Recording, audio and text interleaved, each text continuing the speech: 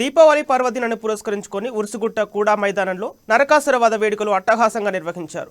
వేడుకలను తిలకించేందుకు పెద్ద సంఖ్యలో జనం తరలి రావడంతో ప్రాంగణం కిక్కిరిసిపోయింది.